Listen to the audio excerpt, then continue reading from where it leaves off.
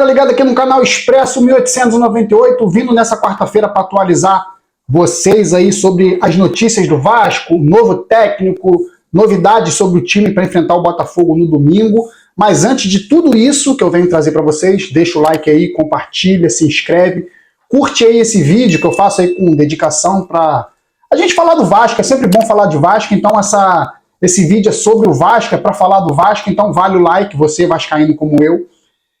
O Vasco, uma semana quente depois de uma vitória sobre o Cuiabá, vitória difícil, vitória suada, de um futebol pobre ainda do Vasco, mas que valeu pelos 3 pontos.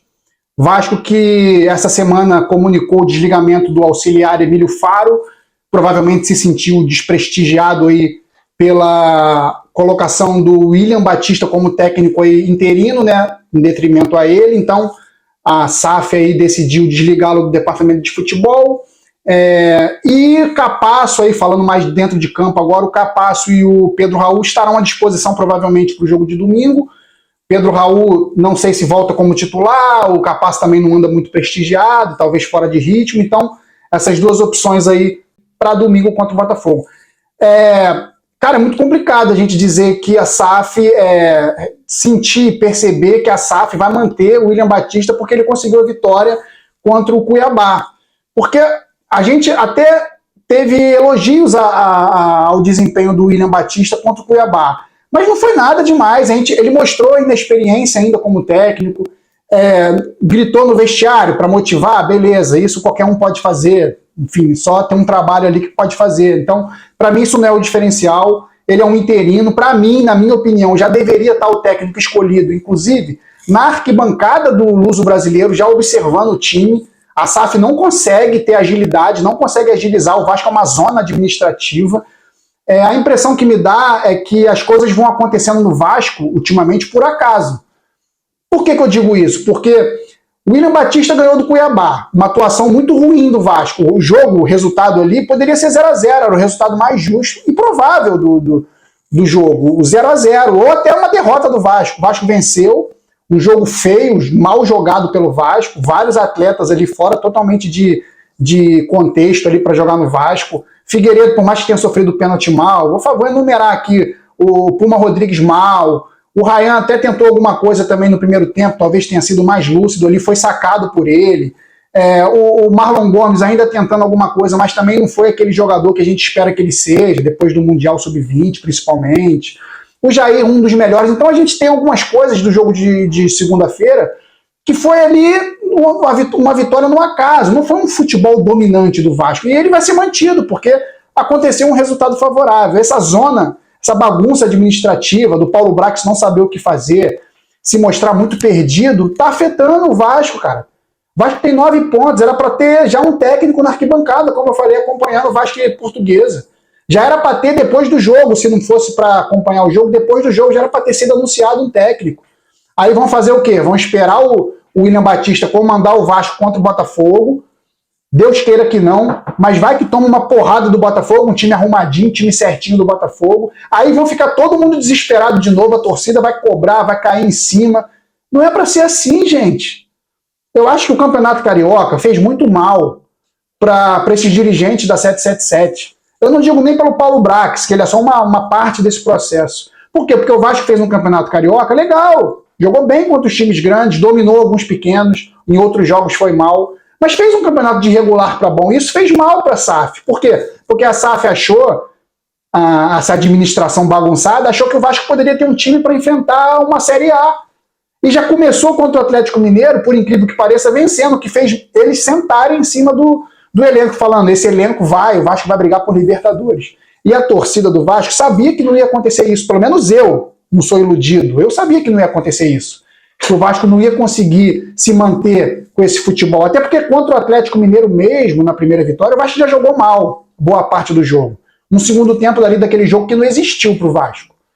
Então são essas coisas que parecem que a SAF, uma empresa forte, grande, que tem outros clubes pelo mundo, está brincando de administrar o Vasco. Está administrando, assim, seja o que Deus quiser, o que acontecer, aconteceu, e vamos ver o que vai dar. Nisso de vamos ver o que vai dar, o Vasco tem 9 pontos, é o antepenúltimo do campeonato. com uma distância ainda de 3 pontos para sair da zona de rebaixamento. E dependendo da rodada, nem vencendo sai. Então, essa bagunça administrativa de não escolher um técnico, até agora a janela de contratações é fraca. O Gary Medel, vou falar dele, que foi anunciado ontem, não é o suficiente, por mais que possa ajudar muito, é o titular e capitão da equipe chilena, da seleção chilena. O Serginho, jogador desconhecido, incógnita, não vou falar que é ruim, mas é muito pouco para melhorar, mudar o Vasco de nível. O Maicon, que foi anunciado agora há pouco pela direção, muito pouco, não serviu para o Santos. Mesma coisa do Carabarral, vem repetindo isso, mesma coisa do Juan Cruz, não serve para o Santos, galera, pelo amor de Deus, não serve para o Vasco. Eles insistem no mesmo erro. E os jogadores que poderiam chegar realmente, que são bons, eu não vou dizer que o Medel seja uma má contratação, acho que é boa, mas o Lianco, falando agora das contratações, o Lianco parece que não vem para o Vasco, que a Southampton quer vender ele, e o Vasco não tem grana para comprar, o Vasco está passando pires, é inacreditável, não consegue ter dinheiro para investir, é só jogador pelo salário, é inacreditável uma empresa bilionária não conseguir investir no futebol, sendo que o futebol do Vasco é essa pobreza que a gente vê. Então o Lianco não vem mais, já está quase certo de não vir mais. Como eu falei, o Gary Medel, que é o volante, primeiro volante, é o meia central, joga pela parte central do campo, de 35 anos, foi anunciado, não oficialmente, mas já deram aí que já foi fechado o negócio, chega provavelmente para ser apresentado na segunda-feira, hoje quarta, chega na segunda para ser apresentado. O Lanzini, que é um meia tão aí desejado pelo Brax, eu não, sinceramente não vejo nada demais nesse Lanzini. O Lanzini sendo essa opção de meia armador, pode ser que chegue aí em breve. O empresário que o jogador está tirando férias disse que ele pediu para esperar a proposta, esperar, estão avaliando. O Vasco não tem esse tempo, para mim é um erro. Poderia estar com uma segunda opção, terceira opção que seja, tem que buscar gente. O Fernando também, do Sevilha, parece que também a negociação travou, porque o Sevilha não gostou do Vasco ter tratado direto com o jogador, teria que passar pelo clube, já que ele tem contrato até meados de 2024. Então, o Vasco, com essas 3 negociações aí, uma já praticamente descartada, que é do Lianco, o Lanzini ainda em compasso de espera, né? E o Fernando, um impasse entre os clubes, porque, como eu falei, o Sevilha não gostou do Vasco ter ido direto no jogador. Como é que pode uma empresa como a 777 não saber que isso pode causar um mal-estar entre os clubes? Isso é inacreditável. A gente parece que está lidando com uma empresa que não entende nada de futebol, não entende nada de negociação, que é dona do Vasco, de 70% do Vasco. Os 30% da associação não representam nada, porque a associação do Vasco não representa nada, é fraca. Na figura do Jorge Salgado, não representa nada, não consegue se impor. Então, galera, o Vasco precisando para ontem de reforços, o Medel chega na segunda, provavelmente não vai ter condições de jogar contra o Cruzeiro, que é a partir do momento que abre a janela. O Vasco vai seguir com esse time aí, próximo do que enfrentou o Cuiabá, por mais aí colocaria umas 5 rodadas. É desesperador a torcida do Vasco imaginar que esse clube, esse time que entrou em campo, pode jogar ainda mais 5 partidas sem mudança nenhuma. É inacreditável, porque o elenco é fraco. Esse elenco que jogou contra o Cuiabá, sinto em dizer, mas cai para a segunda divisão, é muito fraco. Alex Teixeira em má fase, Pedro Raul na reserva, Orejano uma criança, erros de planejamento que estão custando caro para o Vasco. E o tempo está passando, a roda está girando, o carro está andando, e eles querem o quê? Querem que o William Batista seja efetivado para economizar mais uma grana com o técnico? Essa economia porca da 777, infelizmente, tá levando o Vasco para uma Série B, cara. É inacreditável. Os caras compram o Vasco, vem prometendo mundos ao Vasco, que vai melhorar, vai mudar o Vasco de patamar, o Vasco vai brigar por tudo. E o Vasco é isso aí. Essa zona administrativa, uma administração que deixa Deus dará o futebol. O William Batista permanecendo, treinando o Vasco é inacreditável. Nada contra o William Batista, nada contra. Mas um cara de 30 anos, um garoto de 30 anos, não pode assumir um clube com o peso do Vasco. Ele tem qualidade, provavelmente um dia pode ser o treinador do Vasco, mas hoje não dá, galera. Se falou no Rogério Ceni, o Rogério Ceni não recebeu proposta, segundo informações aí de amigos pessoais do Rogério Ceni, não recebeu nenhum contato do Vasco. Roger Machado, que era outra opção também, não recebeu nenhum contato do Vasco. E o Ramon Dias, outros técnicos aí de fora que o Vasco sondou, o Aguirre, Diego Aguirre, também não acha uma boa, por quê? Porque são técnicos que não conhecem o elenco do Vasco. como talvez o Rogério e o Roger possam conhecer. O Rogério já trabalhou com o Léo, talvez o Roger já tenha trabalhado com o Pedro Raul, com um ou com outro. Então, técnico tem que ser, para mim, do Brasil, para treinar o Vasco nesse momento.